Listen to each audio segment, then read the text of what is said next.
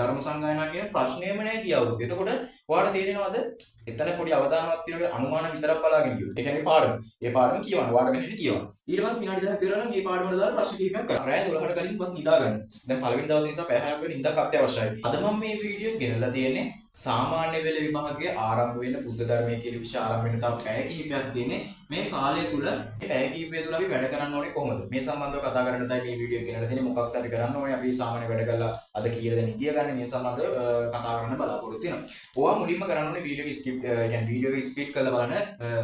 Speed එක දෙකට දාලා බලන්න. එතකොට MCQ අවුරුදු 5ක කරන්න ඕනේ. මේක කරන්න ඕනේ විදිය තමයි අවුරුදු පේපර්ස් ටික තියෙනවා නම් ළඟට ගන්න. ඔයාගේ උත්තර يعني මම පේපර්ස් ටික ඩවුන්ලෝඩ් කරලා print කරලා තියෙනවා නැත්නම් පේපර් බුක් එකක් තියෙනවා නම් ගන්න. පේපර්ස් නැත්නම් පේපර්ස් ඩවුන්ලෝඩ් කරගන්න. ඩවුන්ලෝඩ් කරගෙන ඔයා ප්‍රශ්නය කියවන්න. පළවෙනි ප්‍රශ්නේ නම් මේ විදිහට පළවෙනි ප්‍රශ්නේ කියවුවා. ඒකට දාලා උත්තරේ දන්නවා නම් ලකුණු කරගත්තා මාකින් ස්කීම් එකේ වෙලෙන් බැලුවා උත්තරේ හරිනම් හරි. දෙවෙනි ප්‍රශ්නේ කියවුවා. උත්තරය ඔයා හිතන උත්තරේ මෙතනින් ලකුණු කරන්න. අපි හිතමු ඔයා හිතන්නේ 3 කියලා. හැබැයි 3 නෙමෙයි උත්තරේ 4. ඒතකොට ඒ වගේ වැරද්ද තේරුම් ගන්න ඕනේ. ඊළඟට ඔයා තුන්වෙනි ප්‍රශ්නේ කියවනවා. තුන්වෙනි ප්‍රශ්නේ කිව්වද ඔයා කිසිම දෙයක් දන්නේ නැත්නම් ඒත් මාකින් ස්කීම් එකේ බැලුවා උත්තරේ බැලුවා. ප්‍රශ්නේ හැම වෙලේම පළවෙනි ප්‍රශ්නේ නම් ප්‍රශ්නේ ඔයාටම ඇහෙන්න කියවන්න.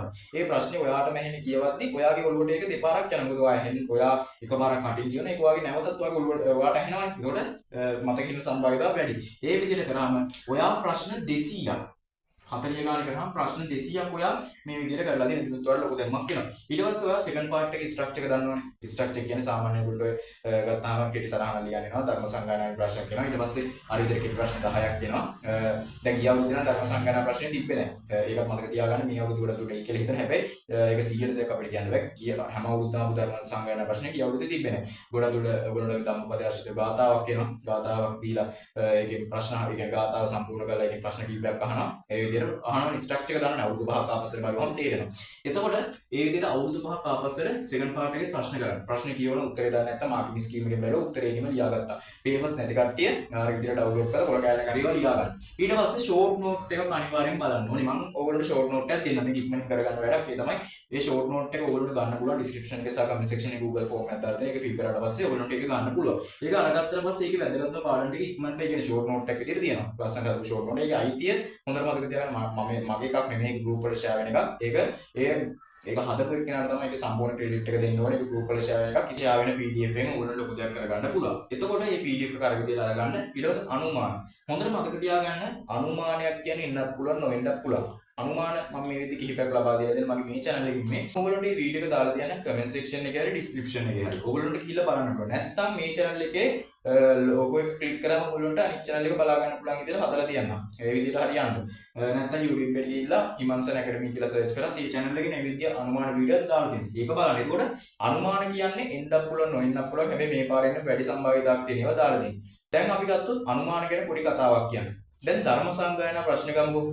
හැම අවුරුද්දෙම ආපු ධර්ම සංගායනා ප්‍රශ්න ගිය අවුරුද්දේ ආවේ නැහැ. දැන් අපි ගිය අවුරුද්ද ධර්ම සංගායනාවක් එයි කියලා යම්කිසි ධර්ම සංගායනාවක් අනුමාන කරලා. අපි ධර්ම සංගායනා කියන ප්‍රශ්නයම නැහැ.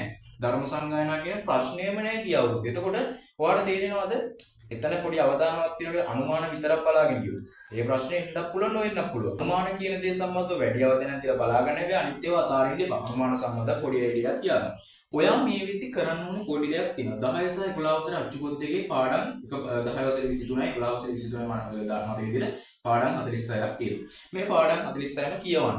මේ පාඩම් 46යි වැදගත්ම පාඩම් 46යි වැදගත් පාඩම් නෑ නේ. වනින්න සමහර පාඩම් තියෙනවා නිකන් කියවන්න විතරයි තියෙන්නේ. එතකොට ඕගොල්ලෝ කරන්න ඕනේ මේ පාඩම් වලින් පාඩම් 46යි පොඩක් උඩින් පල්ලෙන් බලන්න. කියවන්න නෙමෙයි උඩින් පල්ලෙන් විනාඩි 5ක විතර පෙළ බලන්න මේකේ මොනවද තියෙන්නේ. අයිඩියා එකක් අරගෙන ඒකේ වැදගත් පාඩම් ටික highlight කරගන්න ටික් එකක් හරි දාගෙන මේ පාඩම් ටික කියවන්න.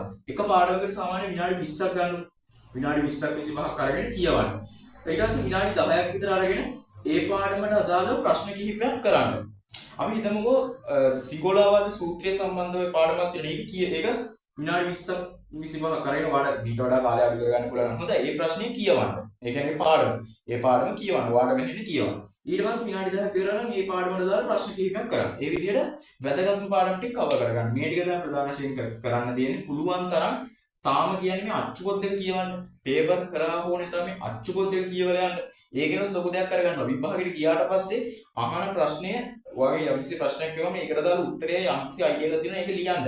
එතකොට ඔයාලට පොඩි හරි ඒ සම්බන්ධ පොයින්ට් එකක් ලියලා දීපොත් ඔයාලට ලකුණු ගන්න පුළුවන්. හොඳට විස්තර කරලා ලියන්න අතේ.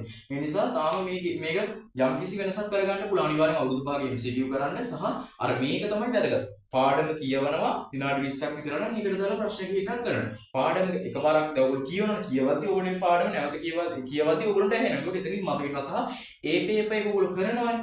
ඒ කියන්නේ ඒ පාඩමකට දාලා පේපර්ස් කරද්දී තවත් ඒක ඔයගොල්ලන්ට මතක ඉන්න වැඩි විදිහට කරන්න. හුඟක් ඔය අනුමාන පාඩම් ටිකක් දාලා තිබ්බගේ වනේ. ඒ ටිකක් බලාගෙන යන්න සහ රෑ 12ට කලින්වත් නිදා ගන්න. දැන් පළවෙනි දවසේ නිසා පැය 6ක් වෙන නිින්දක් අත්‍යවශ්‍යයි. ඒ නිසා දැන් 12ට කලින්වත් නිදා ගන්න. මම කියන්නේ දැන් උඩරම 12 කම් වගේ යන්න පුළුවන්. 12ට වගේ ගිහිල්ලා 10ට වගේ නිදා ගන්න පුළුවන් නම් ගොඩක් හොඳයි. වැඩ කරලා ඉන්නවනම් 10ට විතර නිදා ගන්න. සාමාන්‍යයෙන් 11 12 වගේ විතර නිදා ගන්න. ඊට වඩා අදින්න යන්න එපා. හෙට දවසේ ඊට පස්සේ ඔළුව ගැක්කමයි කිසිම වැඩක් කරගන්න ඉන්නේ නැහැ. මේක දැන් ප්‍රධාන වශයෙන් කරන්න තියෙන්නේ අනුමාන ටික බලාගෙන ඉන්න ෂෝට් නෝට් එකක් බලන්න සහ ෆෝන් එක ඔබ එක අඩු කරන්න. ප්‍රධාන වශයෙන් කියන්න තියෙන්නේ ෆෝන් එක අතින්වත් අල්ලන්න එපා. පාඩම් කරන වෙලාව ෆෝන් එක පැත්තකින් තියන්න දාන්න ටිකක් තමයි වෙලාවේ ෆෝන් එක ඔබලි කරලා. ඒ නිසා විභාග ශාලාවට යද්දී යානතරතුර ෆෝන් එක බඳ කරන්න යනවා. පුළුවන් නම් ෆෝන් එක ඉදිරියෙන් තියලා යන්න. අනිවාර්යයෙන්ම ඒ දේ ප්‍රධාන වශයෙන් වැදගත්. මොකද ෆෝන් එකෙන් ඔයගොල්ලෝ ලකුණු 50ක් ගන්න ඉන්න කෙනෙක්ට ලකුණු 40ක් විතර එන්න පුළුවන්. ෆෝන් එක ඔබ ගිහලා දාන්න ටිකක් අමතක වෙනවා. ඒ නිසා මේ ටික ප්‍රධාන වශයෙන් කරන්න වැඩ කරලා ඉන්න කෙනෙක් නම් කිසිම ගැටලුවක් නැහැ. එයාට ඒ ටීයක් ඒකට උඩ ඒ සමහරට අතර ඉන්නවනේ. අනිත් කට්ටිය මේ ටික ප්‍රධාන වශයෙන් කරනවා. ඒක ෂෝට් නෝට් එක ගන්න ෂෝට් නෝට් එකේ තියෙන වැදගත් කොටස් ටික බලා ගන්න. අර මම කියපු විදිහට පාඩම් ටික කියව ගන්න. නැත්තම් මේ පාඩම කියවන්න ලොකුයි නම් අර ෂෝට් නෝට් එකකින් කියවලා අවුරුදු කිහිපයක පාස් පේපර්ස් කරන්න. ඒ විදිහට කරගෙන යන්න වැඩි අනිවාර්යයෙන් කොට දා ගන්න පුළුවන්. එනවලු ටිකකින් හම්බෙමු.